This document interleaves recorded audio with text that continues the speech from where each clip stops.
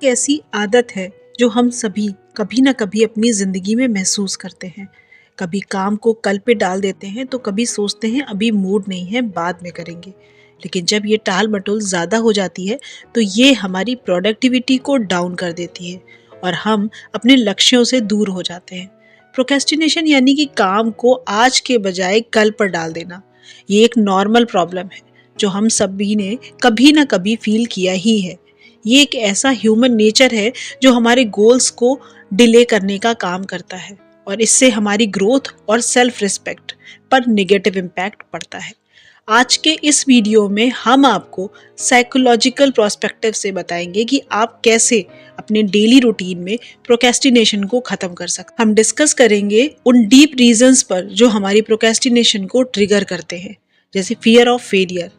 Procrastination का fear of failure से, perfectionism से और इंस्टेंट ग्रेटिफिकेशन जैसे कारणों से सीधा सीधा संबंध होता है।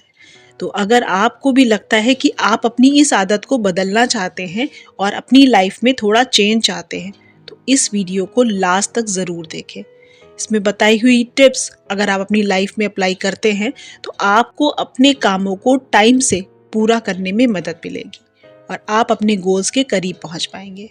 तो चलिए शुरू करते हैं और समझते हैं कि प्रोक्रेस्टिनेशन को हम कैसे हरा सकते हैं। प्रोक्रेस्टिनेशन के पीछे की साइकोलॉजी का पहला कारण होता है फियर ऑफ फेलियर्स। प्रोक्रेस्टिनेशन यानी कि आलस एक नॉर्मल रीज़न होता है क्योंकि हम सोचते हैं अगर मैंने ये काम किया और गलत हो गया तो, इसीलिए हम डर की वजह से ही उस काम से बचना चाहते हैं और हम अपने सेल्फ एस्टीम की वजह से उस काम को शुरू ही नहीं करते। परफेक्शनिज्म। अगर हमको ये लगता है कि काम जब तक परफेक्ट नहीं होता तब तक हम उस काम को शुरू ही नहीं करेंगे, तो ये भी हमारे प्रोक्रेस्टिनेशन का एक बड़ा कारण हो सकता है। परफेक्शनिज्म की वजह से हम बार बार अपने काम में देरी करते हैं क्योंकि हमें लगता है कि हम अभी तक अपने काम को परफेक्ट कंडीशन में नहीं ला पा रहे हैं और हम इसी वजह से उसको शुरू भी नहीं करते। तीसरा कारण आता है इंस्टेंट सेटिस्फैक्शन। हमारे माइंड को हर काम से तुरंत सेटिस्फैक्शन की उम्मीद होती है।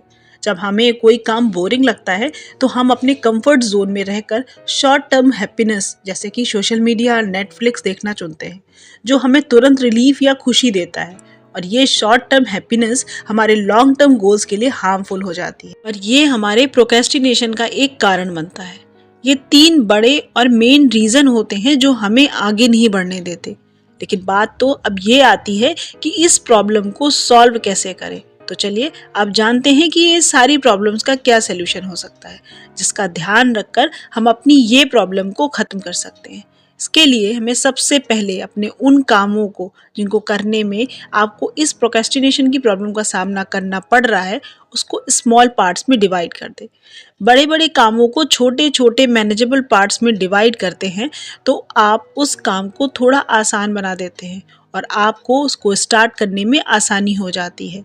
जैसे अगर आपको कोई एसे लिखना है उसको पैराग्राफ या पॉइंट्स में डिवाइड कर दो, जैसे research first, second introduction, third body and then the conclusion.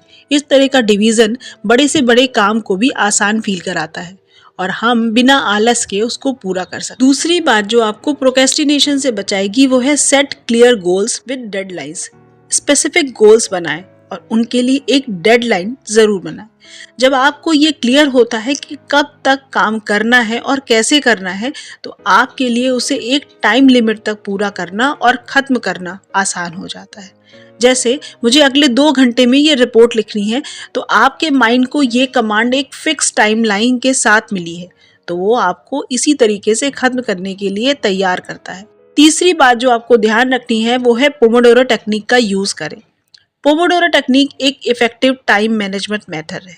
इसमें आप 25 मिनट का वर्क सेशन सेट करते हैं, फिर 5 मिनट का ब्रेक लेते हैं और इस तरीके के 4 सेशन के बाद आपको 15 से 30 मिनट का एक लंबा ब्रेक मिलता है।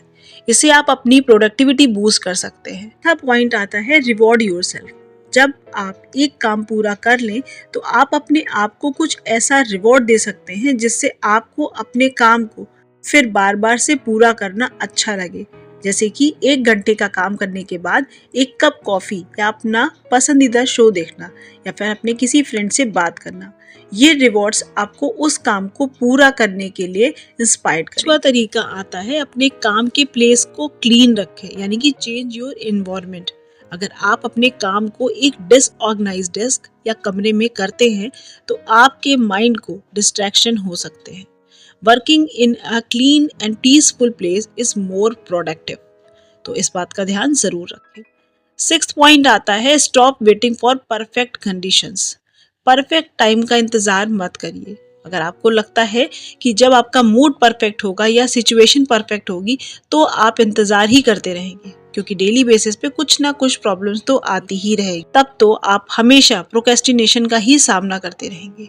इसीलिए काम को स्टार्ट करें और फिर उनमें से जो भी इम्प्रूवमेंट आपको चाहिए वो करते रहें, लेकिन स्टार्ट करें बिना किसी चीज का वेट करें। इन बातों को अपनी प्रैक्टिस में लाना ही आपको इस प्रॉब्लम से बचा सकता है। प्रोक्रेस्टिनेशन एक नॉर्मल प्रॉब्लम है, लेकिन अगर हम इसके साइकोलॉजिकल रीज़न को समझते हैं तो इफ़ेक्टिव स्ट्रेटेजी को अपनाते हुए हम इसे दूर कर सकते हैं। हम अपनी प्रोडक्टिविटी को इम्प्रूव कर सकते हैं। छोटी शुरुआत करें, गोल्स क्लियर रखें और खुद को रिवॉर्ड ज़रूर दें, क्योंकि आपका अपने को रिवॉर्ड देना भी बहुत ज़रूरी है। एक्शन का वेट ना करें, क्योंकि प्रोग्रेस ही लाइफ को चेंज करती है। अगर आपको ये वीडियो अच्छा लगा हो तो लाइक शेयर ज़रूर करें। अगर आप किसी टॉपिक पर हेल्प चाहते हो तो हमें कमेंट करके ज़रूर बताइएगा। हमें आपके कमेंट्स का इंतज़ार रहेगा।